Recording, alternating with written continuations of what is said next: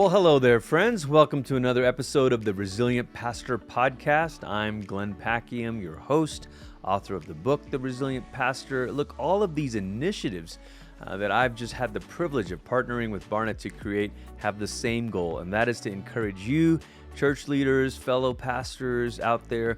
Today's episode is a really special conversation that I had with Ruth Haley Barton. Listen, if you've been around this leadership world, the soul care, spiritual formation world, you know Ruth is like one of the OGs. She's like one of the originals. She's the founder of the Transforming Center, a ministry dedicated to strengthening the souls of clergy, Christian leaders, and congregations and organizations that they serve.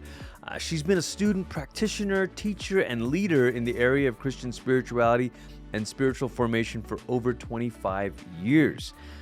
She also developed and leads the 2-year Transforming Community Experience, which is a practice-based spiritual formation journey for leaders that's offered over the course of 9 quarterly retreats. She's the author of numerous books and resources on the spiritual life, including one of the really well-known ones, Strengthening the Soul of Your Leadership, Seeking God in the Crucible of Ministry, Sacred Rhythms, Arranging Our Lives for Spiritual Transformation, and more. And in this episode, we talk about her latest book, which is all about longing and desire, Sabbath, sabbaticals, how those two things are different. Can we really binge our rest if we're burning out in our work? So it's a really great conversation. Before we dive in today, I want to remind you also, one of the initiatives that I'm teaming up with Barna to offer to you is called the Resilient Pastor Cohort. And look, the idea of the Resilient Pastor Cohort is to provide a space for us to take a journey together in community with other leaders and to learn from one another. So it's a 6-month journey. The first 3 months are September, October, November, and those are all online. At December will be a little break, and then we resume online January and February. So those first 5 months, September, October, November, and then January and February, are all online. We'll have a faculty member that will present to us for an hour or so. We'll have a discussion around that, and then we'll meet a second time in that month to have some breakout rooms and go deeper with a smaller circle of pastors and leaders and friends. Then in the 6th month, in March of next year, we'll get together for an in-person gathering, 2 days with all of our faculty there, live and in person. And it's going to be a wonderful time of praying, encouraging, rejoicing what the Lord has done over the previous 6 months. So that's the Resilient Pastor Cohort. I encourage you to check that out.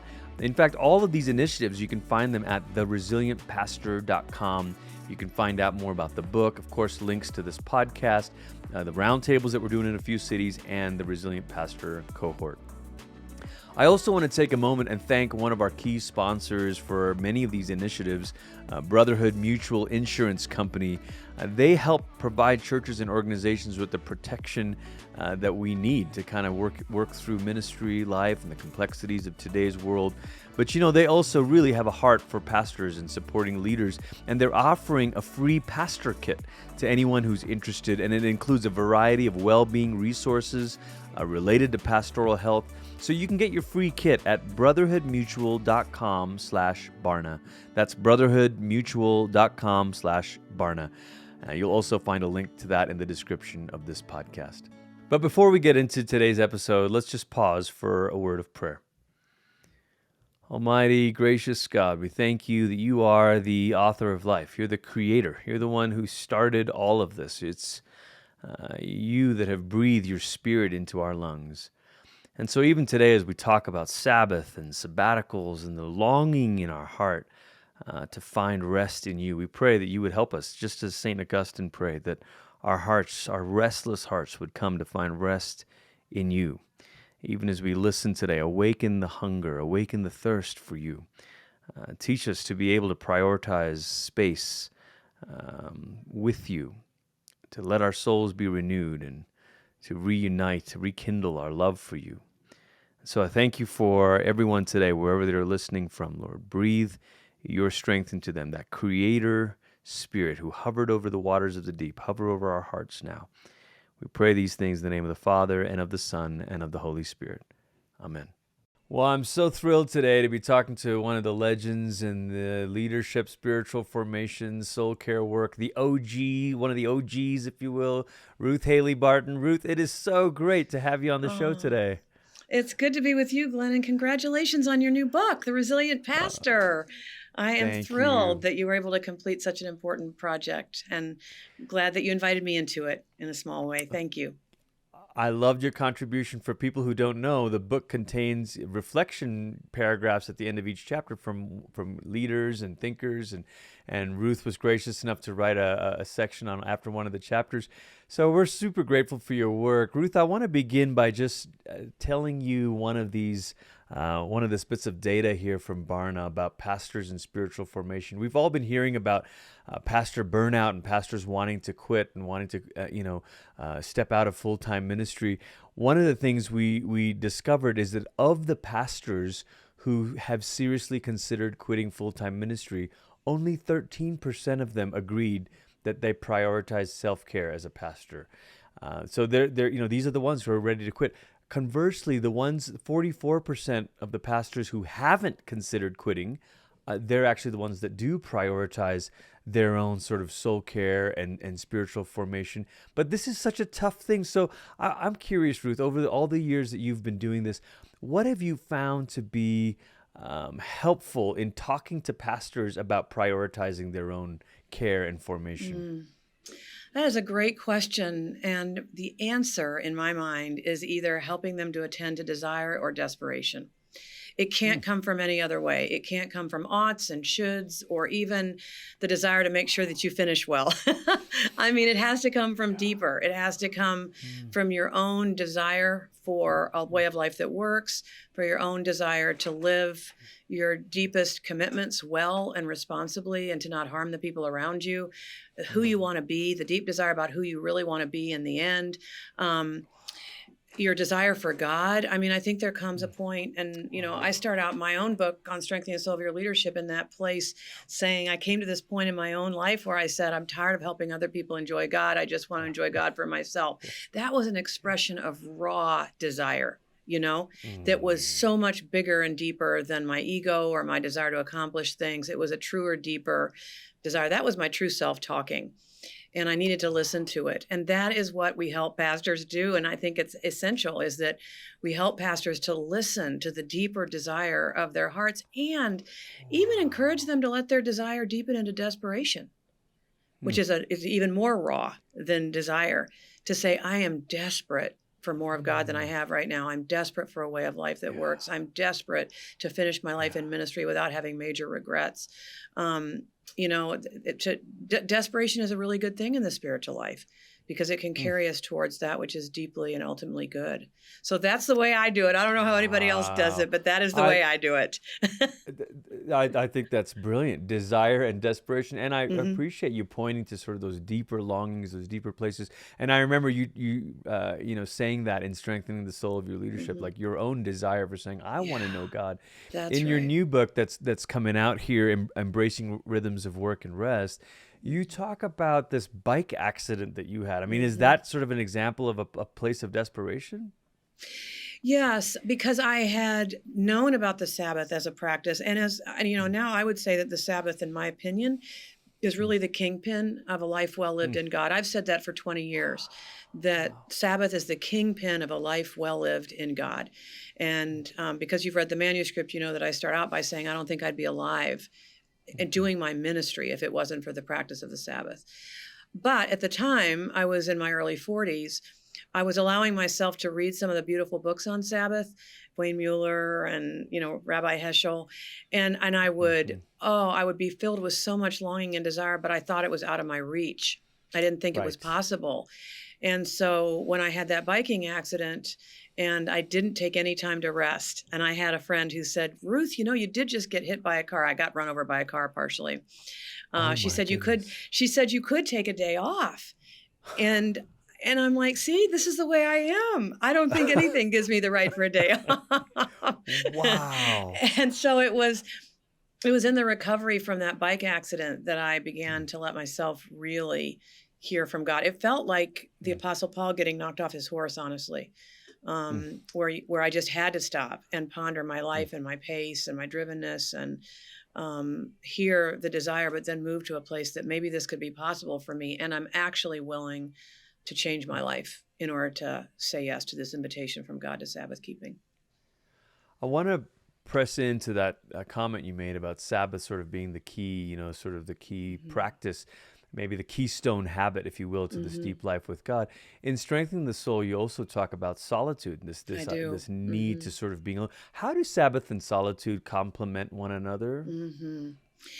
In my experience, solitude is a briefer period of time each day. Okay. And it's being with God and God alone. Solitude is by definition being with God and God alone. And that is an absolutely essential practice so that we begin to hear God's voice as being distinct from all the rest of the voices that clamor for our attention. And for the pastor or the leader in particular, to be able to distinguish God's voice from all the other voices that are clamoring, it's huge. It's essential for any kind of real spiritual leadership, Yeah. Sabbath is distinct and different. I think that solitude prepares us. I will say that my practice of solitude eventually prepared me to be able to say yes to Sabbath because Sabbath is more radical. Sabbath is unplugging for 24 hours and doing that at regular intervals, the 7 days. So, but Sabbath is for more than just hearing the voice of God. Sabbath is also for pleasure and delight and deep kinds of replenishment. It's for taking naps. It's for making love in the afternoon. It's for enjoying the foods that you enjoy. It's for being with your family. Sabbath is not solitude because Sabbath, I think, biblically and rightly practiced, takes place within the community of close ones that God has given you. It's not the time when you leave your family and go practice solitude. It's the time when you stay with your family, with your community, and you enjoy the good gifts that God has given you within your life. Okay, so as someone, my wife and I have been married 21 years. We have 4 kids. As someone with 4 kids still in the home, Sabbath, it's something we value, but we've also had to sort of be creative about how we think about this, and because, and I think maybe there are other pastors who are this way, Ruth, where they hear the word Sabbath and they think, oh, please, I'm not a monk. I can't, So in the book, and I don't want you to give this away. I want people to order it. I want people to continue to read it, of course. But you talk about both those things you mentioned, delight and also in community with others. Paint a picture for us of how this could look for a pastor or a leader with their families or with their friends. Yeah.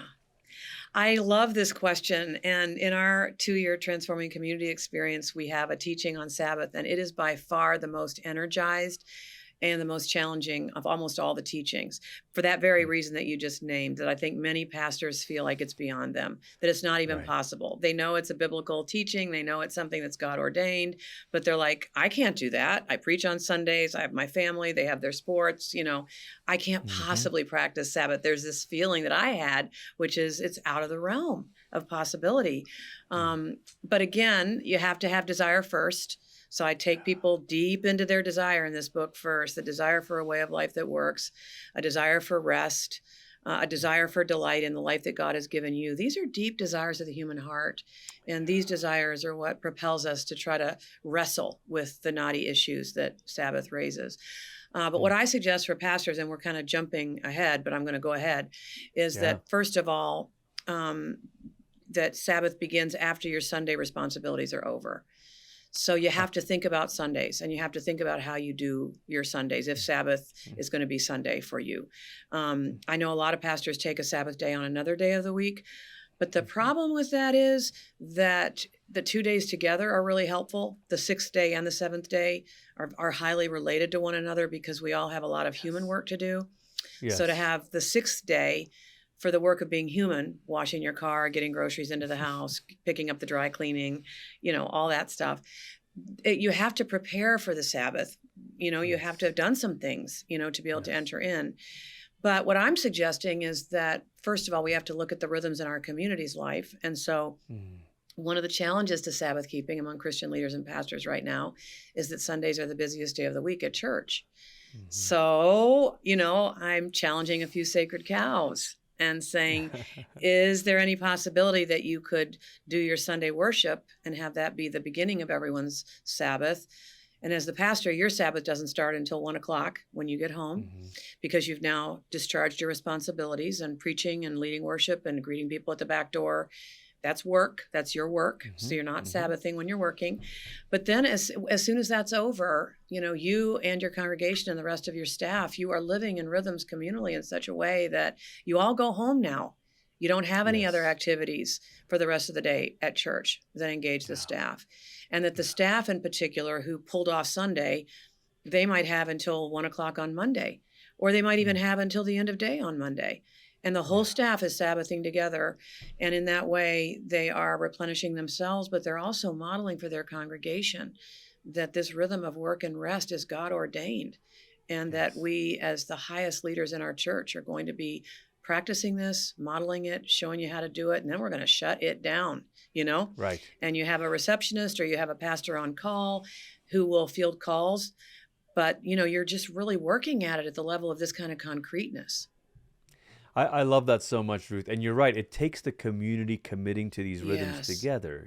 Yes. We have a setup here, because of a service that happens on a Friday night. Some people do take Friday, Saturday. So I like the way you put that day 6 as sort of this human work, because you're right about that. And then they the Saturday's the Sabbath, but others take the Monday off, and what that sometimes creates is like, the tendency to check your inbox because somebody's working right. today, and what if they need something, and if the community's not in sync. You've also written a lot about sacred rhythms, and I'm just curious, with the pandemic. I mean, Ruth, what rhythms, right? I mean, those, especially when we think back to 2020, where everything's thrown off kilter. We're finding our way back now, and offices are doing the sort of, 2-day-a-week flex or whatever. Why are rhythms so important to our lives? One of the reasons is because they're regular. And so I encourage people to think in the days and weeks and the rhythms that we actually have to work with. So you can have daily rhythms. And I really do suggest a daily rhythm of solitude, being with God and God alone, however much you can give to that. Then the weekly rhythm of Sabbath. And then I encourage a monthly or a quarterly rhythm of retreat, a little bit more of an extended time for hearing God and being in God's presence. And then when we talk about annual rhythms, like I encourage leaders to take their vacations and to take their full vacations and to really unplug. So I think it's helpful because the human body and soul is used to living in rhythms. We live in rhythms of eating 3 times a day, the rhythms of the seasons, the rhythms of our heartbeat. We're used to rhythms, and the body gets to the place where they're in us. And so I've been practicing Sabbath now for so long that you almost couldn't get my body to work on a Sunday, because I've been in this rhythm for 20 years now. And so when that 7th day comes, my whole body feels it. And even when I try to do something in my head and say, oh, well, I have this deadline, I really should work a little bit today or whatever, it doesn't happen anymore because my body knows that this is the day we're in. And like your body knowing you're hungry, you can't tell it it's not hungry, it's hungry. The rhythm, your actual body and soul and self and your family's patterns can actually get to the place where it's the most natural thing in all the world and you don't have to think about it anymore. And of course, I think that God gave us the Sabbath because God knows us, and God knows that He created us in such a way that we are, meant to work 6 days and rest on the 7th. So if you don't have a rhythm, that means that sometimes you're going to go past your 7th day and you're going to get into that toasty place, where you really are not at your best because God created us a certain way to need to rest on the 7th day. And I really believe God on this one. This is a place where we lean into our Creator and we say, you created me, God. I'm going to go with you on this one. That's where I'm at with it, I love that. Okay, I'm tempted to turn this into a free coaching session here, Ruth. So my challenge is, even if it's not the external stuff, it's me and my own. Sometimes the feeling of addictedness to my phone and to social media and to it's digital work has blurred these lines now. Sometimes my kids will say, "Dad, what are you doing on your phone?" And I'll say, well, "It's work. I have to tweet about this." Or so help us here with the increasing sort of blurring of lines because of digital work and everything's on our phones. Is our phone leisure or is our phone work or is it always a mix of both? What are some practical sort of boundary markers to help us really unplug for the Sabbath? Oh, thank you for the question. This time in this book, I devoted a whole chapter to technology because I believe that what used to be the biggest addiction in our world was work. Now the bigger addiction is technology and the way it gives us access to our work. But it's more than just the work. It's also the stimulation of constantly being on and constantly having other people's thoughts come into our consciousness, forced and pushed through push notifications, being stimulated by whatever gets stirred up in us on social media through Facebook and Instagram and all of that, competitiveness, jealousy, even, wow, they're doing that, I should be doing that. Like, it gets you all riled up at the level of performance, and I got to be out there doing stuff because they're out there doing stuff, and how come they have so many more likes than I have, and the stuff that technology does inside us. And so I gave a whole chapter to it this time, and naming it as an addiction. I believe it is an addiction now for most of us, and that we have to treat it like an addiction, and that I think, need to be considering the Sabbath day as being a day when we're completely unplugged from our technologies, as challenging as that is. And I refer to a beautiful book called 24/6 in that chapter, and really a whole book on how to disconnect from technology, even in ways that are inconvenient. So if you're going somewhere on the Sabbath, you print out your directions rather than having your phone open to print directions. If you're going to get together with another family on the Sabbath, you make all your arrangements ahead of time so you don't have to be texting with each other at the last minute. If you want to be with family, you make those arrangements versus leaving yourself having to be connected to your phone in order to get together with your family.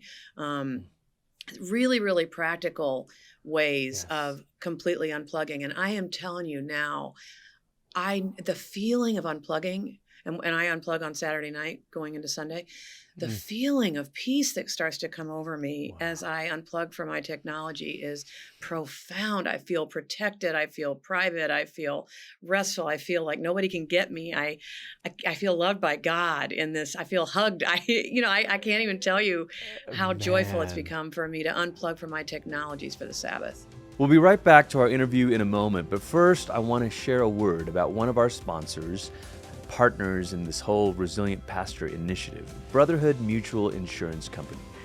Brotherhood Mutual Insurance Company, they've got a heart to help ministries thrive and overcome adversity. And right now they're offering a free pastor's kit to those who are interested. It includes a number of well-being resources related to pastoral health. You can get your free kit by visiting brotherhoodmutual.com/Barna. That's brotherhoodmutual.com/Barna, which is also linked in the description of this podcast. And now back to my conversation. Ruth, I think that's awakening that desire thing you were talking about. I'm listening to you describe it. I'm thinking, Could I really do that? Could I do that? That's amazing. It only took me 20 years to believe that I could have that. Well, I know what's stirring in me, and I hope for our listeners too. I mean, that is the kind of challenge that we need, because you're right. It's got to be radical. It's so difficult. I mean, I've tried it with I'll change my notification settings for the Sabbath. But it's not the notifications for me. It's me. I want to pick it up. It's you checking. It's you proactively checking, because it's uncomfortable to not have been connected, because we're not used to it in our culture anymore. Yeah. I'm so glad you devote a chapter to that. I think that's really, really, really beautiful.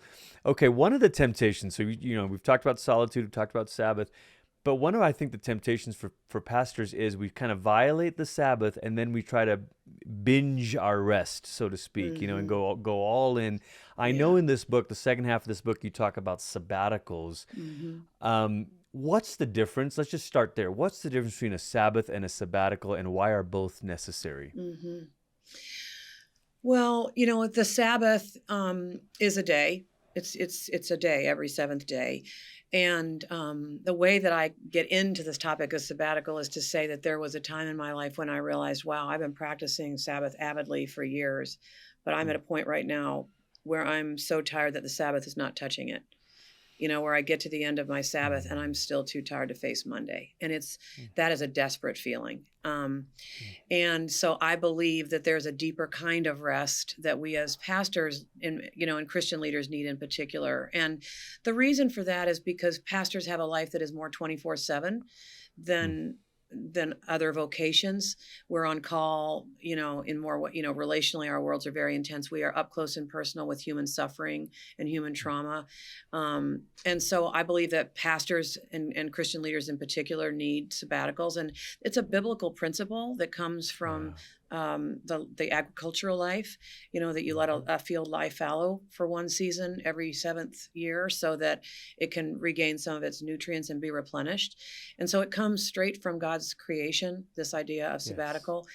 And so the beautiful connection, though, is that everything that you've learned and experienced in Sabbath is now what you bring over into this longer period of time of sabbatical, which is way more radical, because it's a longer period of time when you really are leaving your work. And you're leaving it behind, and with a lot of preparation, you're leaving it, you're structuring it so nobody's intending to be in contact with you. You're not working at those levels. And there's a deeper kind of replenishment that comes over time. And in fact, even hormonally, the stress hormone cortisol is, you have to have time. It trickles back into your life. Yeah. You can't just get it in 24 hours. And so even the replenishment at the hormonal level for what pastors put out and the traumas that they have to be present with, it's a time for intense spiritual direction, for retreat, for therapy, perhaps. Travel can be a part of it, and I think it's good for travel to be a part of it if it helps you to really unplug, if it helps you to leave, your normal life behind. And it can be a time for cultivating some of our interests that get set aside. I don't like to see us use sabbatical for projects and books and stuff like that. I don't write books on sabbatical. That's work to me, and I do not do that on sabbatical. So I agree with that. Yeah, I'm glad, because you're experienced in sabbatical. I know you've had a couple in your own life, right? I've had a few, and it's been great. So, I work at a church where 15, 16 years ago, the founding senior pastor had a massive moral failure. Yes. And then when the new pastor came in, Pastor Brady Boyd, he instated, we never had this, he instated sort of the sabbatical policy, and everybody gets sabbaticals, different durations, different lengths. Depending on how long you've been serving, That's right, and depending on your role in the organization. So support staff get, 2-3 weeks or something like that. Pastors get, anyway, so the point is that, you can add vacation time to that. But I was going to ask you, Ruth, what's sort of the ideal length of a sabbatical? Some people take 6 months, some do a year, but for our practice, it's more like a 2-month kind of thing, that's more typical. What's the ideal? Well, that's hard to say, and I'm only going to speak pretty much experientially, but I think 4 to 6 months is ideal. Because of the process of letting go and even getting back to zero with your restedness and your levels of energy and your hormones and getting healthy again. Sometimes it takes several weeks, if not the first month, to get back to zero. You're agreeing with me? It's a detox. I mean, I feel like it is. That first half of our 2-month kind of thing, that first month is definitely you're detoxing from that. It's a struggle. You're actually struggling to let go and to even know who you are beyond all your performing. And so it just takes time. It is like, the jar of river water, that settles over time. That's what happens in the first part of sabbatical. So I would say 4 months is probably the ideal in my mind. Mine have been 3, but what I found was that it wasn't quite enough. So I wasn't ready to come back, but I did, because I was supposed to come back, but I wasn't quite ready. And I knew it. And I also think there needs to be some time on the other end to get ready to come back. Yes. So that can be a couple weeks where you go on a retreat to gather up what's happened.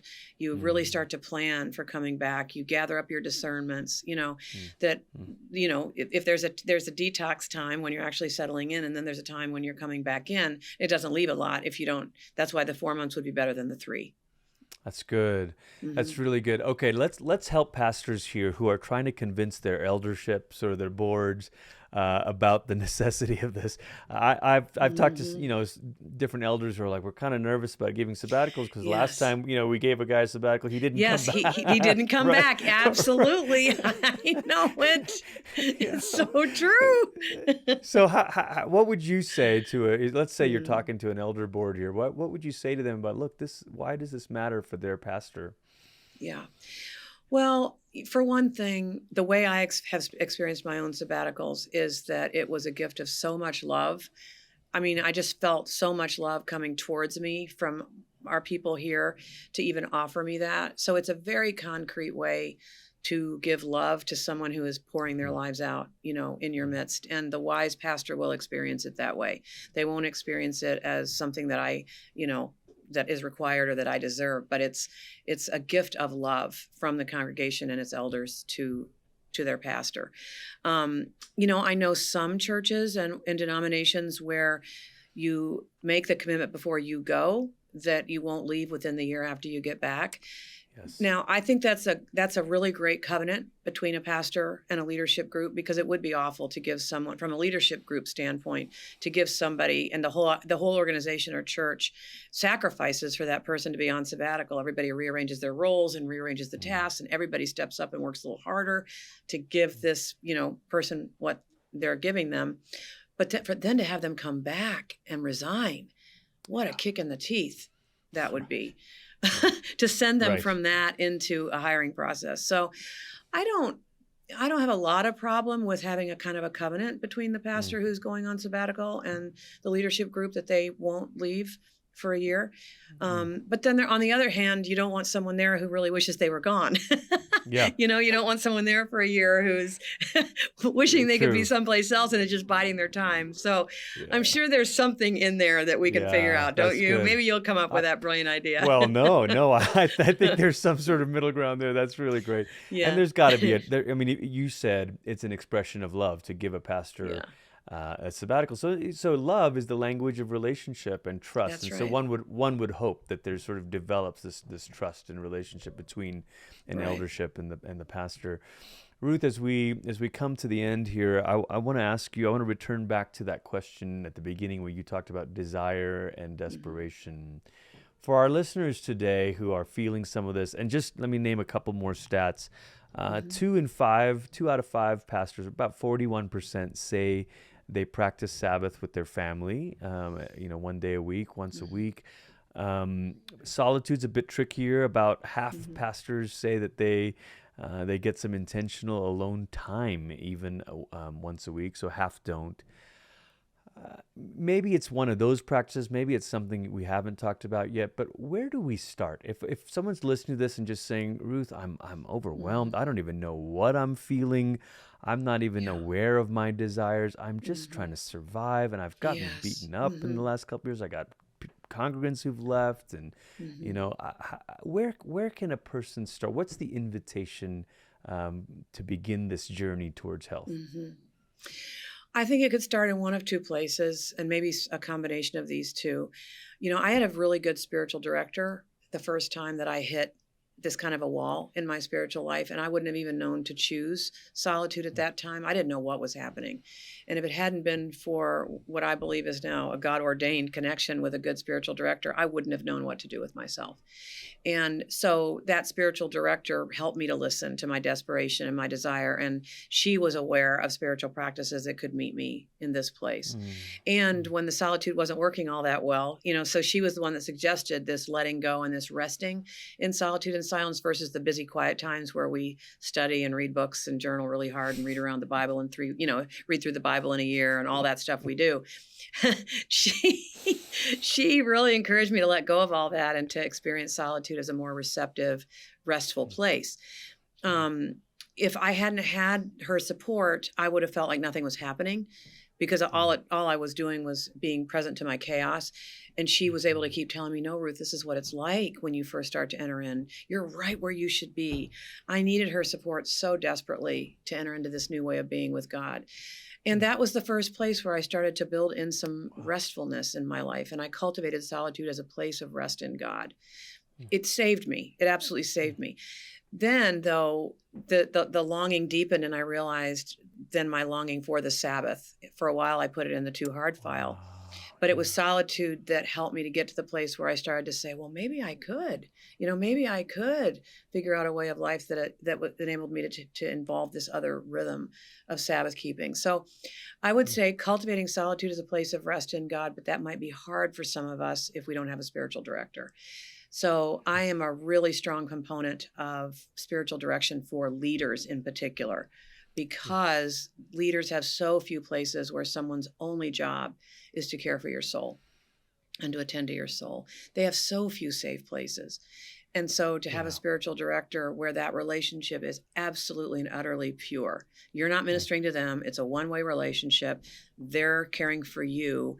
They're listening, to the Holy Spirit on your behalf, helping you to listen, and even helping you to drop down from the chaotic surface into the place where we can now articulate and name desire and let it deepen into desperation and then make decisions out of that deeper, truer place. That's what I would suggest for Wow. pastors who are feeling right now that they just don't even know how to begin. That's really, really wonderful advice, Ruth. I had this image as you were describing that of like someone descending down into a cave or a Yes. cavern, and we need this rope and an experienced guide to take us down there, because Yeah. sometimes the darkness or the abyss of our own souls, we don't.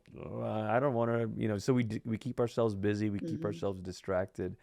What a gift you are, Ruth. I'm so thankful for your work, and I'm excited about this new book as well to release. Oh, thank you, Would Glenn. I feel like we could talk for hours I know, I because know. you're asking all the right questions and your book addresses all the right questions. Uh, And what I appreciate about you is that you're not, giving easy answers, simple mm, answers to mm, complex questions. I mm. really appreciate your thoughtfulness, even in our conversation. Thank you. Thank you so much. Thank you, Ruth. Would you take a moment and pray for our listeners today, wherever they find themselves? Some people, maybe they're listening in their car, Yeah. on a run or a walk. Let's just pray, however you're led, Ruth. Okay. Thank you. First of all, let's just take a moment of that good silence so that we can drop down from the surface chop of our busyness and our distractedness into that place of communion with the Spirit, that place where God's Spirit witnesses with our spirits about things that are true. And go ahead and breathe deeply as a way of coming in touch with the Spirit of God deep within, that Spirit who is closer than your breath.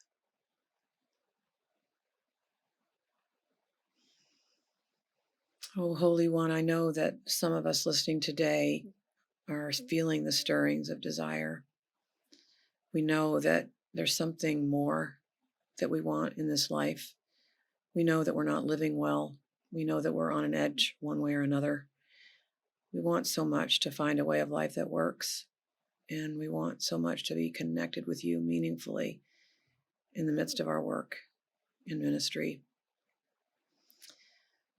So for all of us today that are participating in this conversation, I just pray that you would help us to be courageous, to stay with our desire, to let it keep speaking to us, to let it deepen into desperation until we say, I'm going to change my life. I'm not going to keep doing it this way. And I pray that you would guide us to spiritual directors who can be with us at the soul level beyond all that we do for others, to have someone in our lives that's just caring for us.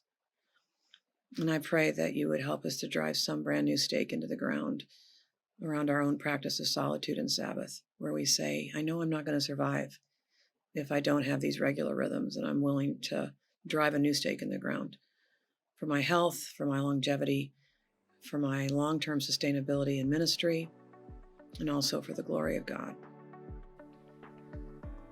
And we offer these things in our prayer in the name of the Father, the Son, and the Holy Spirit.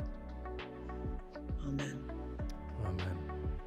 Thank you again, Ruth. Great to talk to you today. Yeah, good conversation. Bless you.